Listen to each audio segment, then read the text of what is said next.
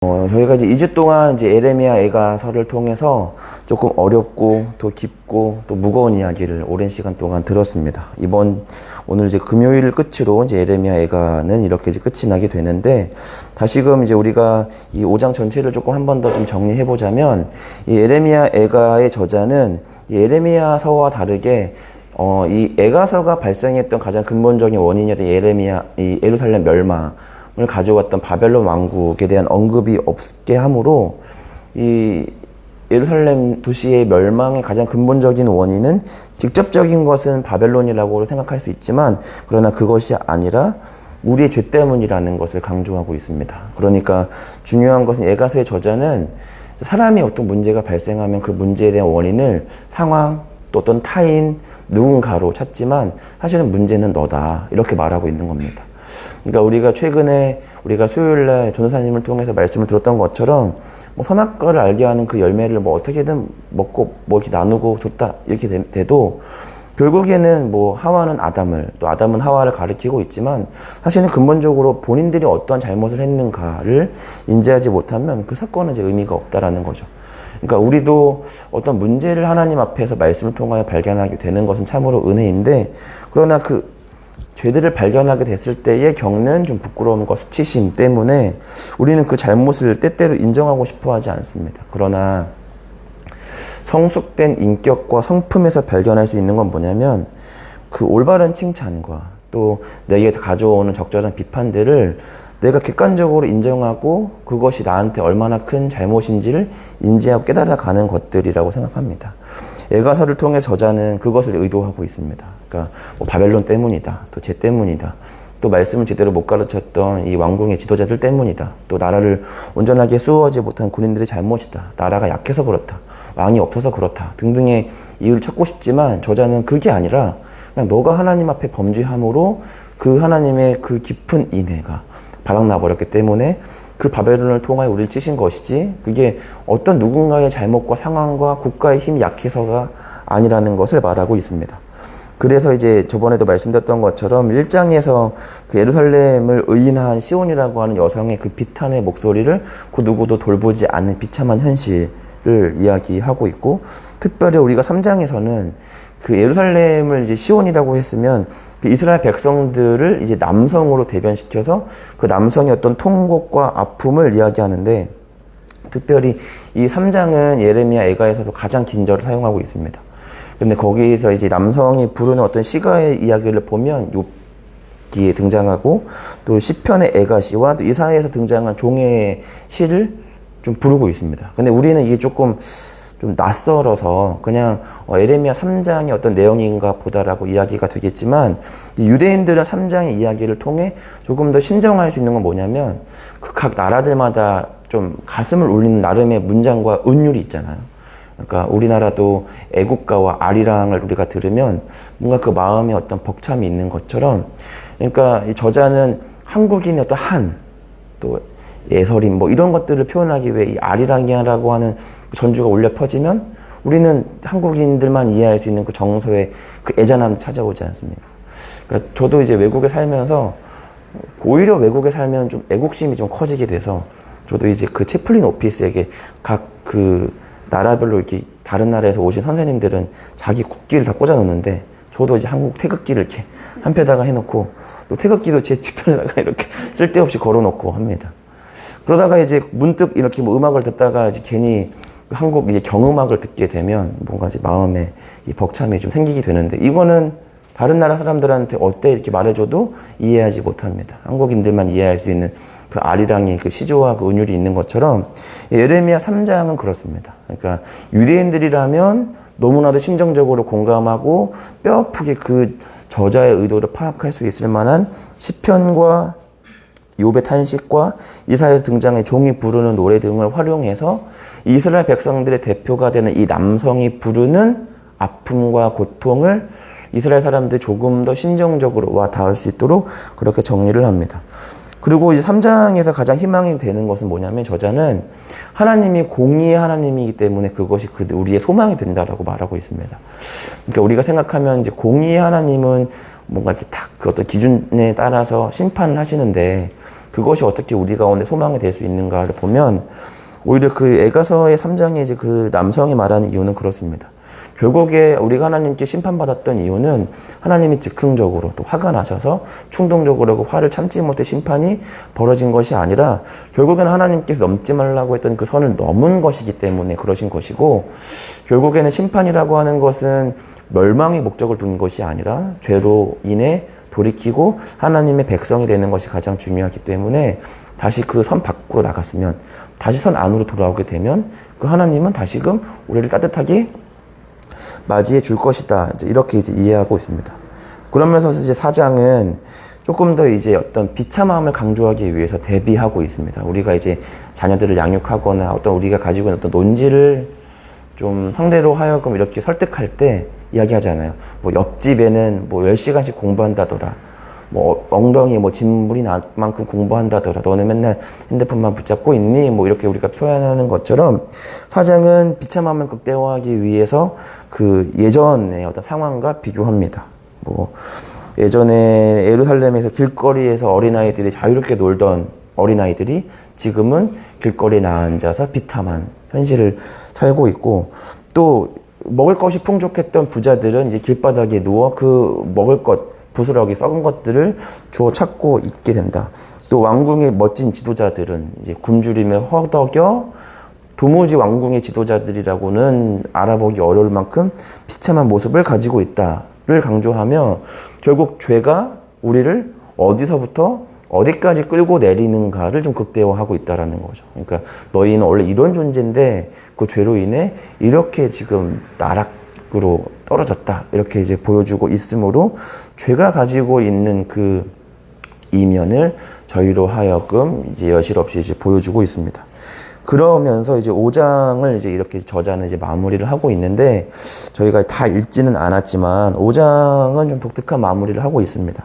왜냐하면 먼저 5장은 이스라엘 백성들의 다양한 모습들을 등장시키는데, 뭐 비탄에 빠졌던 이 다양한 종류, 뭐 장로, 왕자, 어머니, 청년, 아버지 등의 모습을 이제 등장시키며 각 종류의 사람들이 울부짖는 나름의 기도입니다. 그러니까 뭐 장로의 기도, 왕자들의 기도, 어머니의 기도, 청년, 또 아버지 기도라고 대변하고 있지만, 사실 이거는 각 개인의 어떤 여성의 대표자, 또 지도자의 대표, 남성의 대표, 뭐 어떤 인물들에 대한 대표를 이야기하며, 결국에는 지금 현재 이스라엘 백성들이 공동체를 이루어 하나님께 지금 회개하며 자신들을 버리지 말아달라고 애원을 하고 있습니다. 그런데 우리가 한번 좀 같이 봉독했으면 좋겠는 게 뭐냐면, 에레미야가 우리 5장 말씀 중에 우리 19절과 20절 말씀을 좀 같이 한번 읽어보도록 하겠습니다. 우리 19절부터 22절까지 읽어보겠습니다. 저와 여러분들이 번갈아 가면서 교독하는데 제가 19절, 여러분들이 20절 말씀 교독합니다. 여호와여 주는 영원히 계시오며 주의 보좌는 대대에 이르나이다. 주께서 어찌하여 우리를 영원히 잃으시오며 우리를 이같이 오래 버리시나이까. 여호와여 우리를 주께로 돌이키소서. 그리하시면 우리가 주께로 돌아가겠나오니 우리의 날들을 다시 새롭게 하사 옛적 같게 하옵소서. 주께서 우리를 알고 버리셨사오며 우리에게 진노하심이 참으로 크시니이다. 아멘. 이 19절과 22절의 문장을 조금 눈여겨보셨으면 아시겠지만 19절과 20절, 21절과 22절의 지금 대꾸가 굉장히 대조를 이루고 있습니다. 그러니까 29절에서는 여호와는 영원히 계시고 주의 보좌는 대대로 이르나이다로 예레미야가 끝나면 마무리가 깔끔한데, 그렇게 주는 영원히 계시고 주의 보좌는 대대로 우리 가운데 이릅니다 하고 20절에 또 뭐라고 되냐면, 어찌하여 우리를 영원히 잊으며 우리를 이렇도록 오래 버리십니까?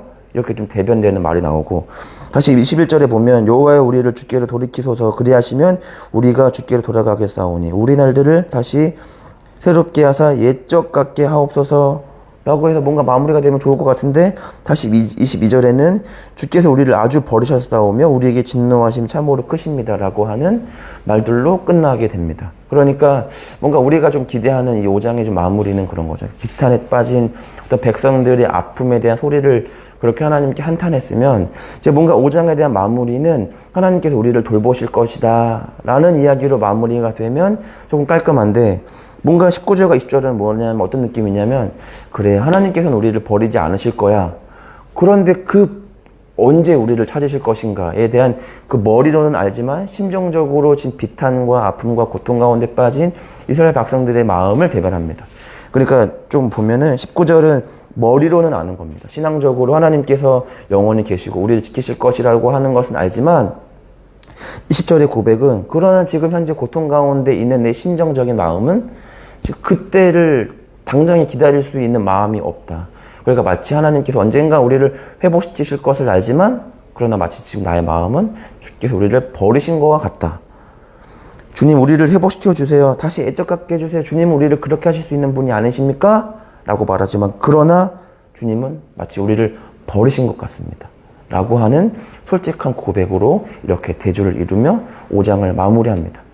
저자는 어떤 의도를 가지고 이렇게 5장을 마무리하는가에 대한 다양한 해석과 견해가 있지만 저는 이 5장에 대한 견해를 좀 제가 어떻게 내리고 있냐면 우리가 어떤 삶 속에서 겪는 어렵고 아프고 설령 그것이 우리의 죄로 인한 나의 어떤 실수와 잘못으로 인하여 발생한 문제 때문에 겪는 고통과 아픔일지라도 당장에 우리가 고통스럽고 아프다면 우리는 20절과 22절의 말씀처럼 그렇게 솔직하게 하나님께 우리의 고통을 주 앞에 토로해도 된다라고 하는 겁니다. 다시금 말씀드리지만 우리 어떤 고통과 아픔과 어떤 신앙적인 어떤 성숙함을 이루어 마치 하나님은 영원하시며 자비하시며 그 인애가 무궁하셔서 우리의 어려움을 반드시 살펴주실 것을 우리는 압니다. 라고 우리가 그렇게 기도해야 된다라고 하는 것은 압니다. 그러나 그것이 미처 그렇게 입 밖에 내뱉지 못할 만큼 우리가 심정적으로 어려워진 일들이 여러분 삶 가운데 있다면 20절과 22절의 말씀처럼 여러분이 가지고 있는 솔직한 마음을 하나님께 다 토해내셔도 됩니다. 마치 어린아이가 감정에 복받쳐 못 이겨 화가 나 어머니나 아버지에게 함부로 말하는 것처럼 그냥 어떻게 저를 이따위로 이렇게 살게 할 수 있습니까? 저를 왜 창조하셨나요? 라고 하는 탄식과 고통으로 하나님께 그렇게 나아가셔도 됩니다. 신앙생활이라고 하는 건 그럴싸한 모습으로 포장하여 하나님께 그럴싸한 모습으로 종교심이 발달된 어떤 신앙적 교육을 강조하는 것이 아니라 기독교는 우리가 더욱더 하나님 자녀답게 완성시켜 가는 겁니다. 그렇게 자녀된 자로서 우리가 이렇게 성장하다 보면 때때로 그것이 우리가 하나님께서 우리를 연단하시기 우리 가운데 어떤 고난들을 허락하시는 경우도 있지만 또 어떤 경우는 이 에레미야 애가의 어떤 배경처럼 결국 우리가 잘못하여 마치 하나님께 용서해 주세요라고 하는 말이 나오기 어려울 만큼 민망할 만큼 우리의 죄와 잘못으로 인해 이런 문제가 발생할 수도 있습니다. 그런다 그럴 때에도 우리는 가장 우리의 솔직한 모습으로 하나님께 나아가셔도 된다라고 하는 겁니다. 하나님은 우리 비탄과 고통을 또 우리의 어떤 잘못으로 발생한 문제일지라도 너 때문에 그런 건데 왜 그걸 나한테 가지고 그러느냐라고 하지 않으시고 그 비탄과 고통의 소리를 다시금 우리가 서야 하는 그 희망의 자리로 반드시 앉으실 거라고 하는 겁니다.